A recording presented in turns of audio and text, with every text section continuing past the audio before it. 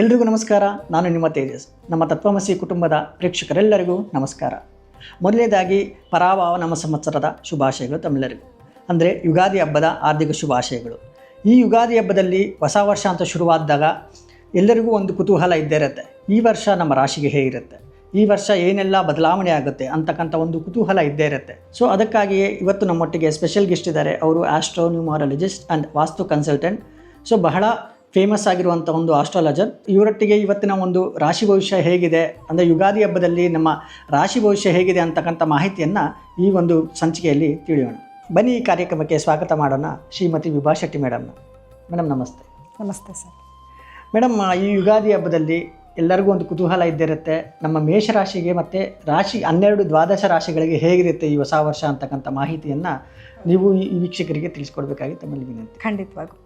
ಮೊದಲನೇದಾಗಿ ನೋಡಿ, ಹಳೆ ಕಹಿ ನೆನಪುಗಳು ಮರೆಯಾಗಲಿ, ಹೊಸ ಚಿಗುರು ನಿಮ್ಮ ಜೀವನದಲ್ಲಿ ಬರಲಿ, ಬೇವು ಬೆಲ್ಲದ ಸವಿಯ ಹಾಗೆ ಸುಖ ಶಾಂತಿ ನೆಮ್ಮದಿ ಎಲ್ಲನೂ ನಿಮ್ಮ ಜೀವನದಲ್ಲಿ ನೆಲೆಸಲಿ ಅಂತ ಹೇಳ್ತಾ ನಾವು ಈ ಕಾರ್ಯಕ್ರಮನ ಶುರು ಮಾಡ್ತೀವಿ.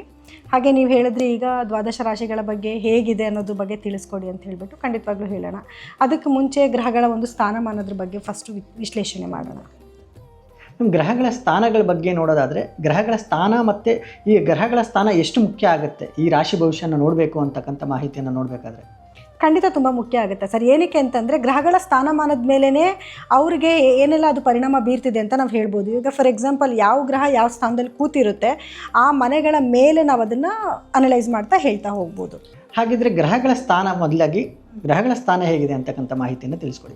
Okay sir. ನೋಡಿ, ಮೊದಲನೇದು ಗ್ರಹಗಳ ಸ್ಥಾನ ಅಂತಂದಾಗ ಈಗ ನಾವು ಪರಾಭವ ನಾಮ ಸಂವತ್ಸರ ಏನು ನಾವು ಯುಗಾದಿ ಹಬ್ಬದ ಒಂದು ಆಚರಣೆ ಮಾಡ್ತಾ ಇದ್ದೀವಿ, ಅದಕ್ಕೆ ಒಂದು ಪರ್ಟಿಕ್ಯುಲರ್ ಟೈಮ್ ಅಂದರೆ ಮಾರ್ಚ್ 19ನೇ ತಾರೀಕು ಗುರುವಾರದ ದಿವಸ ಈ ಒಂದು ಏನು ಹಬ್ಬನ ನಾವು ಆಚರಿಸ್ತಾ ಇದ್ದೀವಿ. ಅದು ಬೆಳಗ್ಗೆ ಒಂದು 6 ಗಂಟೆ ಸೂರ್ಯೋದಯದ ಸಮಯಕ್ಕೆ ನಾವು ಒಂದು ಕುಂಡಲಿ ಹಾಕಿ ನೋಡಿದಾಗ ಅದ್ರ ಗ್ರಹಗತಿಗಳ ಮೇಲೆ ಫಸ್ಟ್ ನಾನು ಹೇಳ್ತೀನಿ. ಅದಾದಮೇಲೆ ಇಡೀ ವರ್ಷ ಹೇಗಿರುತ್ತೆ ಅನ್ನೋದನ್ನು ಕೂಡ ಒಂದು ಅನಲೈಸ್ ಮಾಡಿ ಹೇಳ್ತೀನಿ. ಈಗ ಮೊದಲನೇದಾಗಿ ಆ ಸಮಯಕ್ಕೆ ನಾವು ನೋಡಿದಾಗ ಎಲ್ಲ ಗ್ರಹಗಳು ಬಂದು ಆದಷ್ಟು 2 ಮನೆಯಲ್ಲೇ ಸ್ಥಿತವಾಗಿ ಕೂತಿದೆ. ಅಂದರೆ ಮೊದಲನೇದು ಬಂದು ಮೀನ ರಾಶಿನಲ್ಲಿ ಕೆಲವು ಗ್ರಹಗಳು, ಅಂದರೆ ನೋಡಿ ಶುಕ್ರ ಶನಿ ಚಂದ್ರ ಸೂರ್ಯ ಮೀನ ರಾಶಿನಲ್ಲಿ ಸ್ಥಿತನಾಗಿದ್ದರೆ, ಕುಂಭ ರಾಶಿನಲ್ಲಿ ರಾಹು ಕುಜ ಮತ್ತು ಬುಧ ಗ್ರಹಗಳಿರ್ತವೆ. ಹಾಗೆ ಮಿಥುನ ರಾಶಿನಲ್ಲಿ ಗುರುಗ್ರಹ ಇದ್ದರೆ, ಸಿಂಹ ರಾಶಿನಲ್ಲಿ ಕೇತು ಗ್ರಹ ಇರುತ್ತೆ. ಸೊ ಇದ್ರ ಮೇಲೆ ಯಾವ್ಯಾವ ರಾಶಿಗೆ ಏನೇನು ಫಲಗಳು ಸಿಗುತ್ತೆ ಅನ್ನೋದನ್ನ ಒಂದು ಅನಲೈಸ್ ಮಾಡ್ಬೋದು. ಇದ್ರ ಜೊತೆಗೆ ಗ್ರಹಗಳು ಚಲನೆ ಅದೇ ಜಾಗದಲ್ಲೇ ಇರ್ತವ, ಇಲ್ಲ ವರ್ಷ ಪೂರ್ತಿನಲ್ಲಿ ಚೇಂಜ್ ಆಗ್ತಾನೆ ಇರುತ್ತೆ. ಸೊ ಜಾಸ್ತಿ ಸ್ಲೋ ಮೂಮೆಂಟ್ ಪ್ಲಾನೆಟ್ಸ್ ಯಾವುದಿರುತ್ತೆ ಅದನ್ನು ನಾವು ಜಾಸ್ತಿ ಹೊತ್ತು ಕೊಟ್ಟು ತೊಗೊತೀವಿ. ಬಿಕಾಸ್ ಅದು ನಿಧಾನಕ್ಕೆ ಆಗೋದ್ರಿಂದ ನಾವು ಇದು 1 ವರ್ಷದ ಕಂಪ್ಲೀಟಾಗಿ ಹೇಳೋದ್ರಿಂದ ನಾವು ಅದನ್ನು ತೊಗೊತೀವಿ. ನೋಡಿ, ಮೊದಲನೇದಾಗಿ ಗುರುಗ್ರಹ ಅಂತ ತಗೊಂಡಾಗ ಗುರುಗ್ರಹ ತನ್ನ ಪತನ 3 ಬಾರಿ ತನ್ನ ಪತನ ಬದಲಾಯಿಸ್ತಾನೆ ಈ ವರ್ಷದಲ್ಲಿ. ಸೊ ಇವಾಗ ಮಿಥುನ ರಾಶಿನಲ್ಲಿ ಸ್ಥಿತನಾಗಿ ಅಂದರೆ ನೇರ ಸಂಚಲನಕ್ಕೆ ಬರ್ತಾನೆ. ಅದಾದಮೇಲೆ ಅಂದರೆ ಮಾರ್ಚಲ್ಲಿ ನೇರ ಸಂಚಲನಕ್ಕೆ ಬರ್ತಾನೆ. ಅದಾದಮೇಲೆ ಜೂನಲ್ಲಿ ಕರ್ಕಾಟಕ ರಾಶಿಗೆ ಉಚ್ಚ ಸ್ಥಿತಿಗೆ ಹೋಗ್ತಾನೆ. ಸೊ ಅದಾದಮೇಲೆ ನವೆಂಬರಲ್ಲಿ ಸಿಂಹ ರಾಶಿಗೆ ಪ್ರವೇಶನ ಬೆಳೆಸ್ತಾನೆ. ಸೊ ಗುರುಗ್ರಹ ಬಂದು 3 ಬಾರಿ ತನ್ನ ಪತನ ಬದಲಾವಣೆ ಮಾಡ್ತಾನೆ. ಇನ್ನು ಶನಿಗ್ರಹ ಅಂತ ತಗೊಂಡಾಗ ಶನಿಗ್ರಹ ಯಾವುದೇ ಬದಲಾವಣೆ ಇಲ್ಲ, ಈ ವರ್ಷ ಪೂರ್ತಿಯಾಗಿ ಮೀನರಾಶಿನಲ್ಲಿ ಸ್ಥಿತನಾಗಿದ್ದರು. ಅದರಲ್ಲಿ ಸಣ್ಣ ಬದಲಾವಣೆ ಏನು ಅಂತಂದರೆ ನೋಡಿ, ಜುಲೈ ಟು ನವೆಂಬರ್ವರೆಗೂ ರೆಟ್ರೋ ಅಂದರೆ ಹಿಮ್ಮುಖ ಸಂಚಾರವಾಗಿ ತನ್ನ ಸಂಚಾರನ ಬೆಳೆಸ್ತಾನೆ. ಅದೇ ರೀತಿಯಲ್ಲಿ ರಾಹುಕೇತು ಅಂತ ಬಂದಾಗ ಡಿಸೆಂಬರ್ನಲ್ಲಿ ರಾಹು ಕುಂಭ ರಾಶಿಯಿಂದ ಮಕರ ರಾಶಿಗೆ ಬಂದರೆ, ಕೇತು ಗ್ರಹ ಸಿಂಹ ರಾಶಿಯಿಂದ ಕಟಕ ರಾಶಿಗೆ ತನ್ನ ಪ್ರವೇಶನ ಬೆಳೆಸ್ತಾನೆ. ಸೊ ಇದರ ಆಧಾರದ ಮೇಲೆ ವರ್ಷ ಪೂರ್ತಿಯಾಗಿ ಹೇಗಿರುತ್ತೆ ಯಾವ ರಾಶಿಗೆ ಅನ್ನೋದನ್ನು ನಾವು ಅನಲೈಸ್ ಮಾಡ್ತಾ ಹೇಳ್ಬೋದು ಸರ್. Okay ma'am. ಸೊ ಇವಿಷ್ಟು ಗ್ರಹಗಳ ಸ್ಥಾನಗಳ ಒಂದು ಬದಲಾವಣೆ ಆಗಿತ್ತು. ಸ್ನೇಹಿತರೆ, ಇನ್ನು ಮುಂದಿನ ರಾಶಿ ಧನುರಾಶಿ. ಧನುರಾಶಿಯವರಿಗೆ ಈ ಒಂದು ಹೊಸ ವರ್ಷದಲ್ಲಿ ಹೇಗಿರುತ್ತೆ ತಮ್ಮ ಒಂದು ರಾಶಿಗೆ ಅಂತಕ್ಕಂಥ ಮಾಹಿತಿಯನ್ನು ಈಗ ಸಂಕ್ಷಿಪ್ತವಾಗಿ ನೋಡೋಣ. ಮೇಡಮ್, ಈ ಒಂದು ಧನುರಾಶಿಯವರಿಗೆ ಈ ಒಂದು ಹೊಸ ವರ್ಷದಲ್ಲಿ ಹೇಗಿರುತ್ತೆ? ಸರ್ ನೋಡಿ, ಧನುಸ್ಸು ರಾಶಿಯವರಿಗೆ ಈಗ ತುಂಬ ಉತ್ತಮವಾದ ಸಮಯ. ಯಾಕಂದರೆ ಧನುಸ್ಸು ರಾಶಿಯವರ ರಾಶಾಧಿಪತಿನೇ ಗುರು ಆಗಿರ್ತಾನೆ. ಗುರು 7ನೇ ಮನೆಯಲ್ಲಿ ಸಂಚಾರ ಮಾಡ್ತಿದ್ದಾನೆ. ಸೊ 7ನೇ ಮನೆಯಿಂದ ತನ್ನ ರಾಶಿನೇ ನೋಡ್ತಾ ಇರೋದ್ರಿಂದ ಅವರಿಗೆ ಗುರುಬಲ ಚೆನ್ನಾಗಿದೆ, ಗುರುಬಲ ಬಂದಿದೆ. ಒಳ್ಳೆ ಅದ್ಭುತವಾದ ಸಮಯ. ಯಾರೆಲ್ಲ ಮದುವೆ ಹುಡುಕಾಟದಲ್ಲಿದ್ದೀರಾ ಅವರೆಲ್ಲರಿಗೂ ಕೂಡ ಮದುವೆ ಯೋಗ ಕೂಡ ಬಂದಿದೆ. ಯಾಕಂದರೆ 7ನೇ ಮನೆಯಿಂದ 8 ಮತ್ತು 9ನೇ ಮನೆಗೆ ಗುರುವಿನ ಸಂಚಾರ ಇರುತ್ತೆ. ಯಾವಾಗ ಗುರು 8ನೇ ಮನೆಗೆ ಬರ್ತಾನೋ ಆವಾಗ ಸ್ವಲ್ಪ ಡಿಫಿಕಲ್ಟ್ ಟೈಮ್ ಅಂದರೆ ಯಾವ ವಿಚಾರದಲ್ಲಿ, ಕೆಲವೊಂದು ವಿಚಾರದಲ್ಲಿ ಅಂದರೆ ಅನಿರೀಕ್ಷಿತ ಘಟನೆಗಳು ನಡೀತಾ ಇರುತ್ತೆ. ಏನು ಬೇಕಾದ್ರೂ ಆಗಿರ್ಬೋದು, ಗೇನ್ ಆಗಿರ್ಬೋದು, ಲಾಸ್ ಆಗಿರ್ಬೋದು. ಅದನ್ನು ನಾನು ಆಗಲೇ ಹೇಳಿದೆ, ಡಿಪೆಂಡ್ ಆಗುತ್ತೆ ಯಾವ ರೀತಿ ಅವ್ರಿಗೆ ಯಾವ ದಶಾಭುಕ್ತಿ ನಡೀತಿದೆ ಅನ್ನೋದ್ರ ಮೇಲೆ ಡಿಪೆಂಡ್ ಆಗುತ್ತೆ. ನೆಗೆಟಿವೇ ಆಗುತ್ತಾ ಪಾಸಿಟಿವೇ ಆಗುತ್ತಾ ಅಂತ. ಒಟ್ಟಿನಲ್ಲಿ ಅನ್ಕೊಳ್ದೇ ಇರೋಂಥ ಘಟನೆಗಳು ನಡೀತಾ ಹೋಗುತ್ತೆ ಗುರು 8ನೇ ಮನೆಗೆ ಬಂದಾಗ. ಬಟ್ ಇವಾಗ ಪ್ರೆಸೆಂಟ್ ತುಂಬ ಚೆನ್ನಾಗಿದೆ ಟೈಮ್ ಅವ್ರಿಗೆ. ಹಾಗಿದ್ರೆ ಮ್ಯಾಮ್ ನಾನು ಅವಾಗಿಂದ ಎಲ್ಲ ರಾಶಿಗಳು ಕೇಳ್ತಿದ್ದೆ, ಲಾಸ್ಟಿಗೆ ನಾನು ರೈತರ ಬಗ್ಗೆ ಕೇಳ್ತಿದ್ದೆ. ಸೊ ಈ ಒಂದು ಧನುರಾಶಿಯವ್ರು ನಾನು ಕೇಳೋದಾದ್ರೆ ಫಸ್ಟ್ ರೈತರಿಗೆ ಕೇಳ್ಬಿಡ್ತೀನಿ. ರೈತರಿಗೆ ಹೇಗಿರುತ್ತೆ ಮ್ಯಾಮ್ ಮುಂದೆ? ರೈತರಿಗೆ ತುಂಬ ಚೆನ್ನಾಗಿರುತ್ತೆ ಸರ್ ಟೈಮ್. ಯಾಕಂದರೆ ಇವಾಗ 7ನೇ ಮನೆಯಲ್ಲಿ ಇರುವಂಥ ಗುರುವಿನ ದೃಷ್ಟಿ ಲಗ್ನದ ಮೇಲೆ ಬಿದ್ದಿದೆ. ಅವನು 8ನೇ ಮನೆಗೆ ಹೋದ್ರೂ ಕೂಡ 2ನೇ ಮನೆ ಮೇಲೆ ಗುರುವಿನ ದೃಷ್ಟಿ ಬೀಳುತ್ತೆ. 9ನೇ ಮನೆಗೆ ಬಂದಾಗ ಮತ್ತೆ ಗುರುಬಲ ಬರುತ್ತೆ. ಬಟ್ ರೈತರಿಗೆ ತುಂಬ ಚೆನ್ನಾಗಿರುತ್ತೆ ಸಮಯ, ಅದ್ಭುತವಾದ ಸಮಯ. ಅವ್ರು ಏನು ಬೇಕಾದರೂ ಬೆಳೆ ಬೆಳೆಯೋದಾಗಿರ್ಬೋದು, ಮಾರಾಟ ಮಾಡೋದಾಗಿರ್ಬೋದು, ಒಳ್ಳೆ ಇಳುವರಿ ಬರುವಂಥದ್ದಾಗಿರ್ಬೋದು, ಎಲ್ಲನೂ ಕೂಡ ಇರುತ್ತೆ. ಸೊ ಅಂದರೆ ಈ ಪೂರ್ತಿ ವರ್ಷ ಅವ್ರಿಗೆ ಚೆನ್ನಾಗಿರುತ್ತೆ ಅಂತ ಹೇಳ್ತೀರಾ? ತುಂಬ ಚೆನ್ನಾಗಿರುತ್ತೆ. ಓಕೆ. ರೈತರಿಗೆ ಮುಖ್ಯವಾಗಿ ನಾವೇನು ರೈತರು ಅಂತ ಬಂದಾಗ ಅವ್ರ ಬೆಳೆ ಹೇಗಿರುತ್ತೆ, ಬೆಳೆಯಲ್ಲಿ ಏನಾದರೂ ಲಾಸ್ ಆಗುತ್ತಾ, ಅಥವಾ ಕ್ರಿಮಿಕೀಟಗಳಿಂದ ಏನಾದರೂ ಲಾಸ್ ಆಗುತ್ತಾ, ಅಥವಾ ಅತಿವೃಷ್ಟಿ ಅನಾವೃಷ್ಟಿ ಆಗುತ್ತಾ, ಈ ಒಂದು ಕಾರಣಗಳು ನೋಡ್ತೀವಿ. ಆದರೆ ನಾನೀಗ ಅತಿವೃಷ್ಟಿ ಅನಾವೃಷ್ಟಿ ಅಂತ ನೋಡೋಕೆ ಬಂದಾಗ ನಾನು ಅದನ್ನು ಲಾಸ್ಟಲ್ಲಿ ಹೇಳ್ತೀನಿ, ಯಾವ್ಯಾವ ಪ್ರದೇಶಗಳಿಗೆ ಅತಿವೃಷ್ಟಿ ಆಗೋ ಸಾಧ್ಯತೆಗಳಿದೆ ಅನ್ನೋದನ್ನು ಕೂಡ ನಾನು ಹೇಳ್ತೀನಿ. ಓಕೆ ಮ್ಯಾಮ್, ಹಾಗಿದ್ದರೆ ಇನ್ನು ಮುಂದಿನ ಟಾಪಿಕ್ ನಾವು ನೋಡೋದಾದರೆ ಫಸ್ಟು ಮೋಸ್ಟ್ ಇಂಪಾರ್ಟೆಂಟ್ ಕ್ವಶನ್ಸ್ ತುಂಬ ಜನ ಕೇಳುವಂಥದ್ದು ಮದುವೆ ಬಗ್ಗೆ. ಹೌದು. ಸೊ ಇವಾಗ ತುಂಬ ಚೆನ್ನಾಗಿದೆ ಸರ್, ಗುರುಬಲ ಇದೆ. 7ನೇ ಮನೆಗೆ ಗುರುವಿನ ದೃಷ್ಟಿ ಇರೋದ್ರಿಂದ ಮದುವೆ ಹುಡುಕಾಟದಲ್ಲಿ ಯಾರ್ಯಾರು ಇದ್ದೀರಾ ಅವರೆಲ್ಲರಿಗೂ ಕೂಡ ಅದ್ಭುತವಾದ ಸಮಯ. ಆದರೆ ನನಗೆ 8ನೇ ಮನೆಗೆ ಗುರು ಬಂದಾಗ ಟೈಮ್ ಚೆನ್ನಾಗಿಲ್ಲ ಅಂತ ಎಲ್ಲರೂ ಹೇಳ್ತಾರೆ. ಆದರೆ ಮದುವೆ ವಿಚಾರ ಅಂತ ಬಂದಾಗ 2ನೇ ಮನೆಗೆ ಗುರುವಿನ ದೃಷ್ಟಿ ಬೀಳುತ್ತೆ. ಸೊ ಇವ್ರು ಸೆಕೆಂಡ್ ಹೌಸಿಗೆ ಬಿದ್ದಾಗ 2ನೇ ಮನೆಯೂ ಕೂಡ ಕುಟುಂಬ ಸ್ಥಾನನೇ ಆಗುತ್ತೆ. ಆ ಸಮಯದಲ್ಲೂ ಕೂಡ ಮದುವೆ ಹುಡುಕಾಟ ಮಾಡ್ಬೋದು, ಏನು ಸಮಸ್ಯೆಗಳು ಬರೋದಿಲ್ಲ. ಇನ್ನು 9ನೇ ಮನೆಗೆ ಬಂದಾಗ ಆ್ಯಸ್ ಯೂಶ್ವಲ್ ಗುರುವಿನ ಒಂದು ಗುರುಬಲ ಬರುತ್ತೆ. ಸೊ ಮದುವೆ ಹುಡುಕಾಟ ಮಾಡೋರಿಗೆ ಮದುವೆ ಯೋಗಗಳು ಕೂಡ ಬರುತ್ತೆ. ಏನಾದರೂ ನೀವು ಆ ಟೈಮಲ್ಲಿ ಮದುವೆ ಮಾಡೋಕ್ಕೆ ಸಮಯ ತುಂಬ ಚೆನ್ನಾಗಿರುತ್ತೆ. ಆದರೆ ಈ 8ನೇ ಮನೇಲಿ ಗುರು ಇದ್ದಾಗ ಏನಾಗುತ್ತೆ, ಮದುವೆ ಮಾಡೋ ಬದಲು ಹುಡುಕಾಟಕ್ಕೆ ಚೆನ್ನಾಗಿದೆ ಸಮಯ. ಮಾತುಕತೆಗಳು ಮಾಡ್ಕೊಳ್ಳೋದು ಎಲ್ಲನೂ ಮಾಡಿಕೊಂಡು ತದನಂತರ ನವೆಂಬರ್ ನಂತರ ಅವರು ಮದುವೆಗಳನ್ನ ಮಾಡ್ಕೋಬೋದು.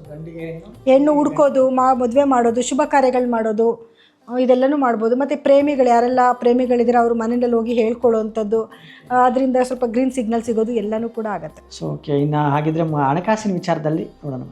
ಹಣಕಾಸಿನ ವಿಷಯ ಇವಾಗ ತುಂಬ ಚೆನ್ನಾಗಿದೆ ಸರ್ ಸಮಯ. ಅಂದರೆ ಅವರಿಗೆ ಗುರುಬಲ ಇದೆ, ಹಣಕಾಸಿನ ಅಭಿವೃದ್ಧಿ ತುಂಬ ಚೆನ್ನಾಗಿರುತ್ತೆ. ಇನ್ನು 2ನೇ ಮನೆಗೆ ಅಂತ ಬಂದಾಗ ಇವಾಗ 3ನೇ ಮನೆಯಲ್ಲಿ ಇರುವಂಥ ರಾಹು 2ನೇ ಮನೆಗೆ ಬರ್ತಾನೆ. ಅಂದರೆ ಡಿಸೆಂಬರ್ ನಂತರ ಹಣಕಾಸಿನ ವಿಚಾರ ಅಂತ ನೋಡೋಕೆ ಬಂದಾಗ ಹಣಕಾಸಿನ ಅಭಿವೃದ್ಧಿ ಚೆನ್ನಾಗೇ ಇರುತ್ತೆ. ಇವ್ರಿಗೇನು ಹಣಕಾಸಲ್ಲಿ ನೆಗೆಟಿವಿಟಿ ಅಂತ ಏನು ತೋರಿಸ್ತಾ ಇಲ್ಲ, ಹಣಕಾಸಿನ ಅಭಿವೃದ್ಧಿ ತುಂಬ ಚೆನ್ನಾಗಿರುತ್ತೆ. ವರ್ಷ ಪೂರ್ತಿ ಹಣಕಾಸಿನ ವಿಚಾರದಲ್ಲಿ ಚೆನ್ನಾಗಿರುತ್ತೆ. ಆದರೆ 8ನೇ ಮನೆಗೆ ನಾನು ಹೇಳಿದೆ, ಗುರು 8ನೇ ಮನೆಗೆ ಬಂದಂತ ಜೂನ್ನಿಂದ ನವೆಂಬರ್ ಒಳಗಡೆ ಈ ಮಧ್ಯದ ಪೀರಿಯಡ್ ಮಾತ್ರ ಸ್ವಲ್ಪ ಡಿಫಿಕಲ್ಟ್ ಟೈಮ್ ಆಗಿರುತ್ತೆ. ಲಾಭನೂ ಆಗ್ಬೋದು, ನಷ್ಟನೂ ಆಗ್ಬೋದು. ನಿಮ್ಗೆ ಏನು ದಶಾಭುಕ್ತಿ ನಡೀತಿದೆ ಅನ್ನೋದ್ರ ಮೇಲೆ ಅದು ಡಿಪೆಂಡ್ ಆಗುತ್ತೆ. ಓಕೆ, ಇನ್ನು ಉದ್ಯೋಗಸ್ಥರಿಗೆ ನೋಡೋದಾದ್ರೆ ಸರ್, ಉದ್ಯೋಗಸ್ಥರಿಗೆ ಅಂತ ನೋಡೋದಾದರೆ ಉದ್ಯೋಗಸ್ಥರಿಗೂ ಕೂಡ ಟೈಮ್ ತುಂಬ ಚೆನ್ನಾಗಿದೆ. ಇವಾಗ ಗುರುಬಲ ಇರೋದ್ರಿಂದ ಉದ್ಯೋಗಸ್ಥರಿಗೆ ತುಂಬ ಚೆನ್ನಾಗಿರುತ್ತೆ. ನೀವೇನಾದರೂ ಪ್ರಮೋಷನ್ ಬೇಕು ಅಂತ ಪ್ರಯತ್ನ ಪಡ್ತಿದ್ರೆ ಇವಾಗ ನೀವು ಅದನ್ನು ಸ್ವಲ್ಪ ಹೇಳ್ಕೋಬೇಕಾಗತ್ತೆ. ಏನಕ್ಕೆ ಹೇಳ್ತೀನಿ ಮಾತು ಅಂತಂದರೆ ನೋಡಿ, ಒಂದು ಕಡೆ ಗುರು ದೃಷ್ಟಿ ಇದೆ, ಇನ್ನೊಂದು ಕಡೆ ಶನಿ ದೃಷ್ಟಿ ಇದೆ. ಎರಡೂ ಒಂದು ಕಡೆ ಧರ್ಮ ಕರ್ಮಾಧಿಪತಿ ಯೋಗ ಅಂತ ಹೇಳ್ತಾರಲ್ಲ, ಆ ರೀತಿಯಾದ ಒಂದು ಯೋಗ ಇದೆ ನಿಮ್ಗೆ. ಇವಾಗ ಒಂದು ಕಡೆ ಏನು ನೆಗೆಟಿವಿಟಿ ಆಗ್ತಿದೆ, ಇನ್ನೊಂದು ಕಡೆ ಪಾಸಿಟಿವಿಟಿ ಆಗ್ತಾ ಇದೆ. ಸ್ವಲ್ಪ ಸ್ಲೋ ಆಗ್ತಾ ಇದೆ, ಇನ್ನೊಂದು ಕಡೆ ಒಳ್ಳೆಯದು ಕೂಡ ಆಗ್ತಿರ್ತೀವಿ. ನಿಮಗೆ ಕನ್ಫ್ಯೂಷನ್ ಆಗುತ್ತೆ. ಇವಾಗ ಒಂದು ಇಂಟರ್ವ್ಯೂ ಅಟೆಂಡ್ ಮಾಡ್ತೀರಾ ಅಂತ ಇಟ್ಕೊಳ್ಳಿ, ತುಂಬ ಚೆನ್ನಾಗಿ ಇಂಟರ್ವ್ಯೂ ಅಟೆಂಡ್ ಮಾಡಿರ್ತೀರಾ, ನೋಡಿದ್ರೆ ಅದರಲ್ಲಿ ನಿಮ್ಮನ್ನು ತೊಗೊಳ್ಳೋದೇ ಇಲ್ಲ. ಅವಾಗ ನಿಮ್ಗೆ ಕನ್ಫ್ಯೂಷನ್, ನಾನು ಚೆನ್ನಾಗಿ ಮಾಡಿದ್ದೀನಲ್ವಾ, ನನಗಿಂತ ಕೆಟ್ಟದಾಗಿ ಮಾಡಿರೋನ್ನ ತೊಗೊಂಡಿದ್ದಾರೆ, ನನಗೆ ತೊಗೊಂಡಿಲ್ಲ ಯಾಕೆನೋ ಕನ್ಫ್ಯೂಷನ್ ಬರುತ್ತೆ. ಏನಕ್ಕೆ ಈ ಥರ ಆಗ್ತಿದೆ ಅಂತಂದರೆ ಈ ಒಂದು ಆಸ್ಪೆಕ್ಟ್ಸ್, ಎರಡೂ ಗ್ರಹಗಳ ಒಂದು ಆಸ್ಪೆಕ್ಟ್ಸ್ ಇರೋದ್ರಿಂದ ನಿಮ್ಗೆ ಆ ಥರ ಆಗ್ತಾ ಇರುತ್ತೆ. ಆದರೆ ಸತತವಾದ ಪ್ರಯತ್ನ ಮಾಡಬೇಕು. ಏನೇ ಕೆಲಸಕ್ಕೆ ಆಗಿರ್ಬೋದು, ಸತತವಾದ ಪ್ರಯತ್ನ ಪಟ್ಟರೆ ಮಾತ್ರ ನಿಮಗೆ ಉತ್ತಮ ಫಲ ಸಿಕ್ಕುತ್ತೆ. ಓಕೆ, ಇನ್ನು ಕುಟುಂಬದ ವಿಚಾರದಲ್ಲಿ ನೋಡೋದಾದರೆ ಕುಟುಂಬದ ವಿಷಯ ಅಂತ ಬಂದಾಗ ಇವಾಗ ತುಂಬ ಚೆನ್ನಾಗಿದೆ ಸರ್. ಯಾಕಂದರೆ 7ನೇ ಮನೇಲಿ ಗುರುವಿನ ಸಂಚಾರ ಇರೋದ್ರಿಂದ ಹಸ್ಬೆಂಡ್ ಆ್ಯಂಡ್ ವೈಫ್ ಮಧ್ಯದಲ್ಲಿ ಬಾಂಡೇಜ್ ತುಂಬ ಚೆನ್ನಾಗಿರುತ್ತೆ. ಬಾಂಡೇಜ್ ಅನ್ನೋಕ್ಕೂ ಜಾಸ್ತಿ ಗೌರವ, ಒಬ್ಬರ ಮೇಲೆ ಒಬ್ಬರಿಗೆ ಗೌರವ ತುಂಬ ಚೆನ್ನಾಗಿರುತ್ತೆ. ಗುರುವಿನ ಸಂಚಾರದ ನಂತರ ಸ್ವಲ್ಪ ಡಿಫಿಕಲ್ಟಾಗಿರುತ್ತೆ ಟೈಮು. ಇವ್ರಿಗೂ ಕೂಡ ಏನು ಅಂತಂದರೆ ಮಾತನ್ನು ಕರೆಕ್ಟಾಗಿ ಆಡಬೇಕಾಗತ್ತೆ. ಇವರು ಏನೋ ಮಾತಾಡೋಕ್ಕೆ ಹೋಗಿ ಇನ್ನೇನೋ ಅರ್ಥ ಮಾಡ್ಕೊಳ್ಳೋದು, ಕುಟುಂಬದಲ್ಲಿ ಸ್ವಲ್ಪ ಕೆಟ್ಟ ಹೆಸರು ಬರುವಂಥದ್ದು, ಏನೋ ಸ್ವಲ್ಪ ಕೋಪದ ಪ್ರವೃತ್ತಿ ಇವರಿಗೆ ಅಂತ ಅಂದ್ಕೊಳ್ಳೋದು. ಯಾಕೆ ಅಂದರೆ ನೋಡಿ, ಧನಸ್ಸು ರಾಶಿನಲ್ಲಿ ಸ್ಥಿತವಾಗಿರೋ ಕೆಲವೊಂದು ನಕ್ಷತ್ರಗಳ ಸ್ವಭಾವ ಕೂಡ ಆಗೇ ಇರುತ್ತೆ. ಆ ನಕ್ಷತ್ರದಲ್ಲಿ ಹುಟ್ಟಿರೋದು ಆ್ಯರೋಗೆಂಟ್ ಇರ್ತಾರೆ, ಅವ್ರದ್ದು ನನ್ನ ಮಾತೆ ಸರಿ ಅನ್ನೋ ವಾದ ಇರುತ್ತೆ. ಸೊ ಆವಾಗ ಸ್ವಲ್ಪ ಮನೆಯಲ್ಲಿ ಡಿಫಿಕಲ್ಟ್ ಟೈಮ್ ಬರುತ್ತೆ. ಸೊ ಈಗ ನೀವು ಡಿಫಿಕಲ್ಟ್ ಅಂತ ಹೇಳ್ತಿದ್ರಿ ಅನ್ನೋ ಒಂದು ಕಾರಣಕ್ಕೆ ಹೇಳ್ತಿದ್ದೀನಿ. ಸೊ ಈ ಒಂದು ಕಾಲಘಟ್ಟ ಯಾವ ಕಾಲಘಟ್ಟವಾಗಿರುತ್ತೆ, ಆ ಒಂದು ಟೈಮಲ್ಲಿ ಇವರು ಎಚ್ಚರವಾಗಿರಬೇಕು ಆ ಒಂದು ವಿಚಾರದಲ್ಲಿ. ಈ ವಿಚಾರದಲ್ಲಿ ಇವ್ರು ತುಂಬ ಕೇರ್ಫುಲ್ಲಾಗಿ ಯಾವಾಗಿರಬೇಕು ಅಂತಂದರೆ ಜೂನಿಂದ ನವೆಂಬರ್ವರೆಗೂ ಸ್ವಲ್ಪ ಕೇರ್ಫುಲ್ಲಾಗಿರಬೇಕಾಗತ್ತೆ ಸರ್. ನವೆಂಬರ್ವರೆಗೂ ಸ್ವಲ್ಪ ಕೇರ್ಫುಲ್ಲಾಗಿರಬೇಕು. ಆದರೂ ನೋಡಿ, ಜೂನಿಂದ ನವೆಂಬರ್ವರೆಗೂ ಕೇರ್ಫುಲ್ಲಾಗಿರಬೇಕು, ಒಪ್ಕೋತೀನಿ. ಆದರೆ ಮಾತುಕತೆ ಇವ್ರು ಆಡೋ ಮಾತಲ್ಲೇನೋ ನೆಗೆಟಿವಿಟಿ ಆಗುತ್ತಾ ಅಂತಂದಾಗ ಗುರುದೃಷ್ಟಿ ಬೀಳ್ತಿರುತ್ತೆ. ಇವರಿಗೆ ನೆಗೆಟಿವಿಟಿ ಆದರೂ ಅದು ಅಲ್ಲೇ ಸಾಲ್ವ್ ಆಗಿಬಿಡುತ್ತೆ, ತುಂಬ ದೊಡ್ಡ ಮಟ್ಟಕ್ಕೆ ಹೋಗೋದಿಲ್ಲ. ಓಕೆ, ಇನ್ನು ಆರೋಗ್ಯದ ವಿಚಾರದಲ್ಲಿ ನೋಡೋದಾದ್ರೆ ಸರ್ ಆರೋಗ್ಯ ಅಂತ ಬಂದಾಗ ಸ್ವಲ್ಪ ನಾನು ಹೇಳಿದೆ ಈಗ ಜೂನಿಂದ ನವೆಂಬರ್ವರೆಗೂ ಈ ಟೈಮ್ ಆಫ್ ಪೀರಿಯಡಲ್ಲಿ ಸ್ವಲ್ಪ ಮೊದಲೇ ಶುಗರ್ ಏನಾದರೂ ಇತ್ತು ಅಂದರೆ ಅದು ಜಾಸ್ತಿ ಆಗೋದು, ಅಥವಾ ಹೊಸ್ದಾಗಿ ಕಾಯಿಲೆಗಳು ಬರುವಂಥದ್ದು, ನೀ ಪೇಯ್ನ್ಸ್ ಬರೋದು, ಬೋನಿಗೆ ಸಂಬಂಧಪಟ್ಟಿರೋ ಕೆಲವು ಸಮಸ್ಯೆಗಳು ಬರೋದು, ಥ್ರೋಟ್ ಇನ್ಫೆಕ್ಷನ್ ಆಗುವಂಥದ್ದು, ಈ ರೀತಿಯಾದ ಕೆಲವು ಸಮಸ್ಯೆಗಳನ್ನ ಎದುರಿಸಬೇಕಾಗಿ ಬರುತ್ತೆ ಸರ್. ಸೊ ಇನ್ನು ವಿದ್ಯಾರ್ಥಿಗಳಿಗೆ ತುಂಬ ಚೆನ್ನಾಗಿದೆ ಟೈಮು. 8ನೇ ಮನೇಲಿ ಗುರು ಬಂದ್ರೂ ಕೂಡ 2ನೇ ಮನೆಗೆ ಗುರು ದೃಷ್ಟಿ ಇರುತ್ತೆ. ಬೇಸಿಕ್ ಎಜುಕೇಷನ್ ಯಾರು ಮಾಡ್ತಿರ್ತಾರೆ ಅಂದರೆ 10th ಯಾರು ಮಾಡ್ತಿರ್ತಾರೆ ಅವ್ರಿಗೆ ತುಂಬ ಟೈಮ್ ಚೆನ್ನಾಗಿರುತ್ತೆ. 2ನೇದು ಯಾರೆಲ್ಲ ಔಟ್ ಆಫ್ ಕಂಟ್ರಿಗೆ ಹೋಗಬೇಕು ಅಂದ್ಕೊಂಡಿದ್ದಾರೆ ಅವ್ರಿಗೆ ತುಂಬ ಚೆನ್ನಾಗಿರುತ್ತೆ ಟೈಮು. ಜೊತೆಗೆ ಯಾರೆಲ್ಲ ಸೈನ್ಸ್ ಬ್ಯಾಕ್ಗ್ರೌಂಡಲ್ಲಿ ಇರ್ತಾರೆ, ಹೊಸ ವಿದ್ಯೆಗಳನ್ನ ಕಲಿಯುವಂಥದ್ದು, ಅಂಥವ್ರೆಲ್ಲರಿಗೂ ಕೂಡ ತುಂಬ ಚೆನ್ನಾಗಿರುತ್ತೆ. ಇಷ್ಟೆಲ್ಲ ಮಾಹಿತಿ ಹಂಚ್ಕೊಂಡ್ರೆ ಇನ್ನು ಈ ಧನುರಾಶಿಯವರಿಗೆ ಈ ಹೊಸ ವರ್ಷದಲ್ಲಿ ಏನಾದರೂ ಪರಿಹಾರಗಳೇನಾದರೂ ಇದೆಯಾ, ಒಂದು ಪರಿಹಾರಗಳು ಮಾಡ್ಕೋಬೇಕು ಅಂತ ಅನ್ನೋದಾದರೆ? ಖಂಡಿತ ಸರ್. ನೋಡಿ, ಧನಸ್ಸು ರಾಶಿ ಅಂದ್ರೇ ರಾಶಾಧಿಪತಿ ಗುರು ಆಗ್ತಾನೆ. ಪ್ರತಿ ಗುರುವಾರ ದಿವಸ ಗುರುಗಳ ದೇವಸ್ಥಾನಕ್ಕೆ, ಯಾವುದಾದ್ರೂ ಗುರುಗಳಾಗಿರ್ಬೋದು, ರಾಘವೇಂದ್ರ ಸ್ವಾಮಿ ಆಗಿರ್ಬೋದು, ದತ್ತಾತ್ರೇಯ ಆಗಿರ್ಬೋದು, ಅಥವಾ ಯಾವುದಾದ್ರೂ ಗುರುಗಳು, ನಿಮಗೆ ಯಾವ ಗುರುಗಳ ದೇವಸ್ಥಾನಕ್ಕೆ ಹೋಗಬೇಕು ಅನಿಸುತ್ತೆ ದೇವಸ್ಥಾನಕ್ಕೆ ಹೋಗಿ ಒಂದು 10 ನಿಮಿಷ ಮೆಡಿಟೇಷನ್ ಮಾಡಿ. ನೀವು ದೇವಸ್ಥಾನಕ್ಕೆ ಹೋಗಿ ಏನೋ ಮಾಡಿ ಅಂತ ನಾನು ಹೇಳ್ತಿಲ್ಲ, ಒಂದು 10 ನಿಮಿಷ ನಿಮಗಾಗಿ ನೀವು ಧ್ಯಾನ ಮಾಡೋದ್ರಿಂದ ಖಂಡಿತವಾಗ್ಲೂ ಒಳ್ಳೆಯದಾಗತ್ತೆ. ಅಥವಾ ನಿಮಗೆ ಒಂದು ಗುರುಗಳಂತ ಇರ್ತಾರೆ, ಅಂದರೆ ನಿಮಗೆ ವಿದ್ಯೆ ಕಲಿಸಿದ ಗುರುಗಳಾಗಿರ್ಬೋದು, ಅಥವಾ ನಿಮಗೆ ಗುರುಸ್ಥಾನದಲ್ಲಿ ನಿಮಗೆ ಕೆಲಸ ಹೇಳ್ಕೊಟ್ಟೋರಾಗಿರ್ಬೋದು, ಅವ್ರನ್ನ ಸೇವೆ ಮಾಡೋದು, ಅವ್ರಿಗೆ ಬಟ್ಟೆ ಕೊಡಿಸೋದು, ಚಪ್ಪಲಿ ಕೊಡಿಸೋದು, ಈ ರೀತಿ ಅವ್ರು ಸೇವೆ ಮಾಡೋದ್ರಿಂದನೂ ಕೂಡ ಖಂಡಿತವಾಗ್ಲೂ ಒಳ್ಳೆಯದಾಗುತ್ತೆ. ಇದನ್ನು ನೀವು ಲೈಫ್ ಟೈಮ್ ಮಾಡ್ಕೋಬೇಕು, ಬರೀ ಈ ವರ್ಷದಲ್ಲಿ ಅಂತಲ್ಲ. ಇದನ್ನು ಯಾವಾಗಲೂ ಮಾಡ್ಕೊಂಡು ಬಂದರೆ ನಿಮ್ಗೆ ಎಂಥ ಸಮಸ್ಯೆ ಬಂದರೂ ಕೂಡ ಅದರಿಂದ ಪಾರಾಗ್ಬೋದು. ಓವರಾಲ್ ಆಗಿ ಈ ವರ್ಷದಲ್ಲಿ ಹೇಗಿರುತ್ತೆ ಅಂತಕ್ಕಂಥ ಮಾಹಿತಿಯನ್ನು ನೀವು ನಮ್ಮ ವೀಕ್ಷಕರಿಗೆ ತಿಳಿಸ್ಕೊಡೋದಾದರೆ? ಸರ್ ನೋಡಿ, ಖಂಡಿತ ಈಗ ಗುರು ಉಚ್ಚ ಸ್ಥಾನಕ್ಕೆ ಹೋಗ್ತಾನೆ ಅಂತ ಹೇಳಿದ್ವಿ. ಇದರಿಂದ ಏನು ಪ್ರತಿಫಲ ಸಿಗುತ್ತೆ ಅಂತಂದರೆ, ಯಾವುದೆಲ್ಲ ಎಜುಕೇಷನ್ ಇನ್ಸ್ಟಿಟ್ಯೂಟ್ಗಳಿದ್ದಾವೆ ಆ ಎಲ್ಲ ಇನ್ಸ್ಟಿಟ್ಯೂಟ್ಗೂ ಕೂಡ ಒಳ್ಳೆ ಹೆಸರು ಬರುತ್ತೆ, ಒಳ್ಳೆ ಹೆಸರು ಬರುವಂಥ ಒಂದು ಟೈಮ್ ಆಗಿರುತ್ತೆ. ಈಗ ಆರ್ಥಿಕತೆ ಅಂತ ಬಂದಾಗ ಗುರುವಿನ ಒಂದು ಸ್ಥಾನಮಾನದಿಂದ ಅಳತೆ ಮಾಡಿದ್ದು ನೋಡಿದಾಗ ರಿಯಲ್ ಎಸ್ಟೇಟ್ ಅವ್ರಿಗೆ ತುಂಬ ಚೆನ್ನಾಗಿರುತ್ತೆ, ಎಜುಕೇಷನ್ ಡಿಪಾರ್ಟ್ಮೆಂಟ್ ಅವ್ರಿಗೆ ತುಂಬ ಚೆನ್ನಾಗಿರುತ್ತೆ. ಹಾಗೆ ಕೃಷಿ ನೋಡಿ, ರೈತರ ಬಗ್ಗೆ ಕೇಳ್ತಾನೆ ಇದ್ರಿ, ಕೃಷಿಕರಿಗೆ ತುಂಬ ಚೆನ್ನಾಗಿರುತ್ತೆ. ಬ್ಯಾಂಕಿಂಗ್ ಸೆಕ್ಟರ್ಸ್ ಅವ್ರಿಗೆ ತುಂಬ ಚೆನ್ನಾಗಿರುವಂಥ ಸಮಯ ಆಗಿರುತ್ತೆ. ಶನಿಯ ಒಂದು ಸ್ಥಾನಮಾನ ಅಂತ ನೋಡೋಕ್ಕೆ ಬಂದಾಗ ಏನಾಗುತ್ತೆ, ದೇಶದಲ್ಲಿ ಸ್ವಲ್ಪ ಶಿಸ್ತಿನ ಬಗ್ಗೆ ಸ್ವಲ್ಪ ಗಮನ ಕೊಡಬೇಕಾಗಿ ಬರುತ್ತೆ. ಅಂದರೆ ಪ್ರೊಟೆಕ್ಷನ್ ಬೇಕು ನಮಗೆ ಅನ್ನೋದನ್ನು ಅದ್ರ ಕಡೆ ಇಂಪಾರ್ಟೆನ್ಸ್ನ ಕೊಡಬೇಕಾಗಿ ಬರುತ್ತೆ. ಯಾಕಂದರೆ ಅದಕ್ಕೆ ಸಂಬಂಧಪಟ್ಟಿರುವಂಥ ಕೆಲವು ಸಮಸ್ಯೆಗಳು ಬರುವಂಥ ಸಾಧ್ಯತೆಗಳು ಜಾಸ್ತಿ ಇದೆ. ರಾಹು ಮತ್ತು ಕೇತುವಿನ ಬದಲಾವಣೆಯಿಂದನೂ ಕೂಡ ನಾವು ಈ ಸಮಸ್ಯೆನ ಎದುರಿಸಬೇಕಾಗಿ ಬರುತ್ತೆ. ಯಾಕೆಂತಂದರೆ ಮೀನರಾಶಿನಲ್ಲೇ ಸೂರ್ಯ, ಚಂದ್ರ, ಶನಿ ಎಲ್ಲನೂ ಕೂಡ ಸ್ಥಿತನಾಗಿ ಇರೋದ್ರಿಂದ ಸ್ವಲ್ಪ ಸಮಸ್ಯೆಗಳನ್ನ ಎದುರಿಸಬೇಕಾಗಿ ಬರುತ್ತೆ. ಅದರಲ್ಲೂ ಪ್ರೊಟೆಕ್ಷನ್ ಬಗ್ಗೆ ಸ್ವಲ್ಪ ಗಮನ ಕೊಡಬೇಕಾಗಿ ಬರುತ್ತೆ. ಆದರೆ ಸಂಸ್ಕೃತಿಗಾಗಿರ್ಬೋದು, ಕಲೆಗಾಗಿರ್ಬೋದು ಒಳ್ಳೆಯ ಆದ್ಯತೆ ಸಿಗುತ್ತೆ. ಯಾಕಂದರೆ ಗುರುವಿನ ಒಂದು ಸ್ಥಾನದಿಂದ ಒಳ್ಳೆಯ ಆದ್ಯತೆಯನ್ನು ನೋಡಬಹುದು. ಖಂಡಿತ ಸರ್, ನಾನು ಒಂದು ಪಾಯಿಂಟ್ ಹೇಳಬೇಕಿತ್ತು. ಈಗ ಅತಿವೃಷ್ಟಿ ಅನಾವೃಷ್ಟಿ ಅನ್ನೋದನ್ನು ಯಾವುದೋ ಒಂದು ರಾಶಿ ಬಗ್ಗೆ ಹೇಳಬೇಕಾದ್ರೆ ನಾನು ಹೇಳಿದೆ ಯಾವ ಜಾಗದಲ್ಲಿ ಪ್ರಾಬ್ಲಮ್ಸ್ಗಳಾಗಬಹುದು ಅಂತ. ನೋಡಿ, ಈಗ ಮುಂಗಾರು ಮಳೆ ತುಂಬ ಚೆನ್ನಾಗಿರುತ್ತೆ, ಆದರೆ ಕೇರಳ ಮತ್ತು ಪಶ್ಚಿಮ ಬಂಗಾಳದ ದೇಶಗಳಲ್ಲಿ ಸ್ವಲ್ಪ ಅತಿವೃಷ್ಟಿ ಆಗೋ ಸಾಧ್ಯತೆಗಳಿರುತ್ತೆ. ಯಾಕಂದರೆ ರೈತರ ವಿಚಾರ ಅಂತ ಮಾತಾಡಬೇಕಾದ್ರೆ ನಾನು ಹೇಳಿದ್ದೆ ಲಾಸ್ಟಲ್ಲಿ ಇದೊಂದು ಹೇಳ್ತೀನಿ ಅಂತ ಹೇಳ್ಬಿಟ್ಟು. ಸೊ ಈ ಭಾಗಗಳಿಗೆ ಮಾತ್ರ ಸ್ವಲ್ಪ ಅತಿವೃಷ್ಟಿ ಆಗುವಂಥ ಸಾಧ್ಯತೆಗಳಿರುತ್ತೆ. ಸೊ ಕಡೆಯದಾಗಿ ನಮ್ಮ ವೀಕ್ಷಕರಿಗೆ, ನೋಡ್ತಿರುವಂಥ ವೀಕ್ಷಕರಿಗೆ ನೀವೇನಾದರೂ ಹಂಚ್ಕೋಬೇಕು ನಿಮ್ಮ ಒಂದು ಮಾಹಿತಿಯನ್ನು ಅಂತ ಅನ್ನೋದಾದರೆ ಏನು ಹೇಳ್ತೀರಾ ಮ್ಯಾಮ್? ನೋಡಿ, ನಾವು ಯುಗಾದಿ ಹಬ್ಬ ಆಚರಿಸ್ತಾ ಇದ್ದೀವಿ, ಇದರೊಳಗಡೆ ನಾವು ಬೇವು ಬೆಲ್ಲ ಎರಡನ್ನೂ ತಿಂತಾ ಇದ್ದೀವಿ. ಅದೇ ರೀತಿಯಲ್ಲಿ ಜೀವನದಲ್ಲಿ ಕಷ್ಟ, ಸುಖ, ದುಃಖಗಳು ಎಲ್ಲನೂ ಕಾಮನ್, ಎಲ್ಲನೂ ಬರ್ತಾ ಇರುತ್ತೆ, ಹೋಗ್ತಾ ಇರುತ್ತೆ. ಕೆಲವರು ಮಾತ್ರ ತುಂಬ ಜಾಸ್ತಿ ಅನುಭವಿಸ್ತಿರ್ತಾರೆ, ಇನ್ನು ಕೆಲವರು ಸ್ವಲ್ಪ ಸುಖ ಜಾಸ್ತಿ ಅನುಭವಿಸ್ತಿರ್ತಾರೆ, ಇಷ್ಟೇ ವ್ಯತ್ಯಾಸ.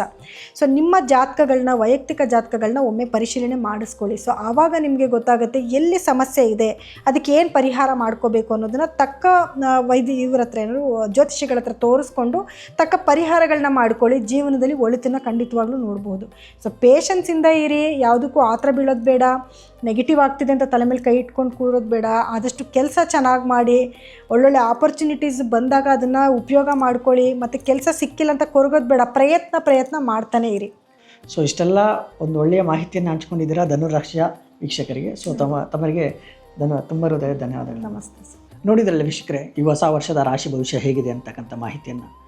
ಗ್ರಹಗಳ ಸ್ಥಿತಿ ಏನೇ ಇರಲಿ, ಸತ್ಕರ್ಮ ಮತ್ತು ದೈವ ಬಲದ ಮೇಲೆ ನಿಮಗೆ ನಂಬಿಕೆ ಇರಲಿ ಅಂತ ಕೋರ್ಕೊಳ್ತಾ, ಈ ಹೊಸ ವರ್ಷದ ಅಂದರೆ ಯುಗಾದಿ ಹಬ್ಬದ ಶುಭಾಶಯಗಳನ್ನು ಮತ್ತೊಮ್ಮೆ ಕೋರ್ತಾ, ಈ ಯುಗಾದಿ ಹಬ್ಬ ನಿಮಗೆಲ್ಲರಿಗೂ ಹೊಸ ಸುಖ ಮತ್ತು ಶಾಂತಿಯನ್ನು ನೀಡಲಿ ಅಂತಕ್ಕಂಥ ಮಾಹಿತಿಯನ್ನು ನಿಮಗೆ ಕೋರ್ತಾ ಇಲ್ಲಿಗೆ ಈ ವಿಡಿಯೋವನ್ನು ಮುಗಿಸುವಂಥ ಸಮಯ ಬಂದಿದೆ. ಸೊ ಮುಂದಿನ ವಿಡಿಯೋದಲ್ಲಿ ಮತ್ತೆ ಸಿಗೋಣ. ಅಲ್ಲಿವರೆಗೂ ಧನ್ಯವಾದಗಳು.